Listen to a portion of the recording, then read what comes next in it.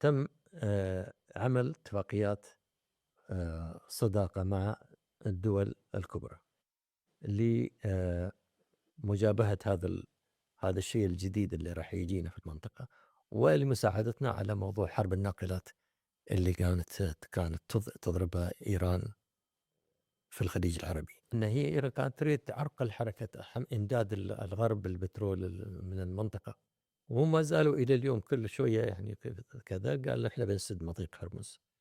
فهذه المسألة ما زالت موجودة الحقيقة. فهذه كل أيام كان حرب الناقلات، وضربوا بعض الناقلات، وبالتالي القوى الكبرى ساهمت في منع هذه الظاهرة بالتعاون مع الدول الإقليمية يعني في المنطقة. الإمارات لأنها دول يعني من الدول المقصودة في هذا الموضوع، لأن اعتمادها الكلي هذيك الأيام على النفط. الحمد لله أن الآن النفط أصبح يمثل فقط أقل من 24% من الناتج المحلي الإجمالي للدولة. ف يعني انك كونك تحرم من شريان الحياة، يعني هذا شيء مو بسيط.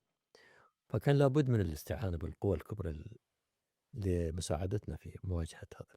فالحمد لله مشينا، وتم طبعا إقامة بواعث قام مجلس التعاون. وأعتقد أن في رأيي أن الباعث الآخر لقيام مجلس التعاون هو نجاح هذا الاتحاد، اتحاد دولة الإمارات.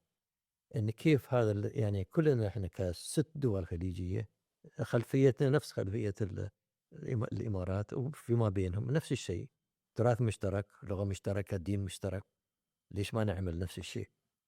وهذا الشيء اللي عجل الحقيقه بقيام مجلس التعاون، واستلهام بتجربه دوله الامارات كذلك، اضافه الى التهديدات الايرانيه.